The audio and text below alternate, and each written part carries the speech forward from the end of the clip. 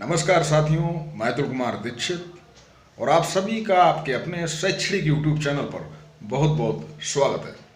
आज हम pros section से जो आपकी क्लास 12th में वीमेंस एजुकेशन और जिसको लिखा है हमारे भारत के प्रथम उपराष्ट्रपति और द्वितीय राष्ट्रपति एस राधाकृष्णन के द्वारा। तो आइए जानते हैं कि उनके क्या विचार हैं महिलाओं की शिक्षा के बारे में। उससे पहले आपने अगर अभी तक चैनल को सब्सक्राइब नहीं किया तो चैनल को जरूर सब्सक्राइब कर लें और चैनल की प्लेलिस्ट पर जाकर आप जो भी पढ़ना चाहते हैं आप पढ़ सकते हैं। तो चलिए पाठ को शुरू करते हैं।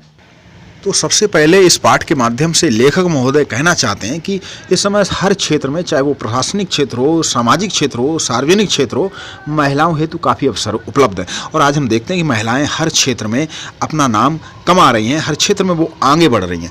और साथ ही वो कहते हैं कि हमें कोई भी कार्य करें तो ईमानदारी, हमें कार्य कोई छोटा नहीं होता, लेकिन जो भी कार्य करें वो अनुशासनात्मक मस्तिष्क से हो और ईमानदारी के साथ हो, तभी हम उसमें सफल हो सकते और उसका लाभ भी ले सकते, उसका आनंद भी उठा सकते। दूसरी बात कि महिलाओं हेतु शिक्षा, तो महिलाओं का शिक्षित होना नित्यांत आवश्यक है बहुत ही, क्योंकि महिला बच्चे की प्रथम गुरु होती है। अगर घर में भी माँ शिक्षित है तो वो अपने बच्चे को अच्छे संस्कार दे सकती है और आगे आने वाली पीढ़ी को सुदृढ़ बना सकती है, उसको नया आयाम दे सकती है। दूसरी बात करुणा और संवेदना, धीरे धीरे महिलाओं में ये गुण का पतन हुआ और इसी से महिलाओं की स्थिति में भी पतन हुआ। महिलाओं में संवेदना और करुणा, लज्जा, ये सब जो गुण हैं उनका विकास करना चाहिए। लज्जा ऐसा नहीं कि आधुनिक या ओपन माइंड या खुली सोच में हम लज्जा को त्याग दें।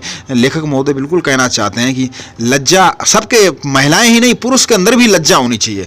दूसरे साथ साथ अच्छे जीवन के मूल तत्व जो होते हैं हमारे जीवन में, जैसे शिक्षित होने के बाद हमारे अंदर दम, दान, दया, ये तीन गुण जरूर आने चाहिए। दम यानी कि अपना आत्मनियंत्रण। शिक्षित होने के बाद अगर हम अपना आत्मनियंत्रण नहीं करना सीख पाते हैं तो वो शिक्षित होने का कोई मतलब नहीं रह जाता। दूसरा दान, अगर हम जरूरत के अनुसार जिसको दूसरे को जो जरूरत हो अगर हम देने में सक्षम हो तो हमें दान देने का भी गुण होना चाहिए। और साथ ही दया, तो दया तो एक ऐसा गुण है, मर्सी ऐसा गुण है कि किसी भी कार्य में और साथ ही मिश्रित हो जाती है तो वो ईश्वरीय गुण बन जाता है।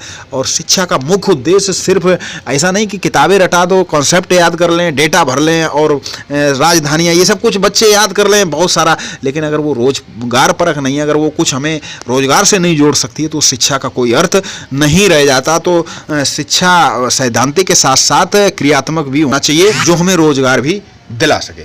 तीसरी बात, प्राचीन समय में महिलाओं की स्थिति लेखक महोदय के अनुसार काफ़ी अच्छी थी। उपनयन, संस्कार, धार्मिक अनुष्ठान में भी भाग लेती थी, गायत्री मंत्र आदि का उच्चारण भी करती थी, सभी चीज़ों में वो बढ़ चढ़ कर हिस्सा लेती थी। लेकिन धीरे धीरे समाज का पतन हुआ और महिलाओं की भी स्थिति बद से बदतर होती गई।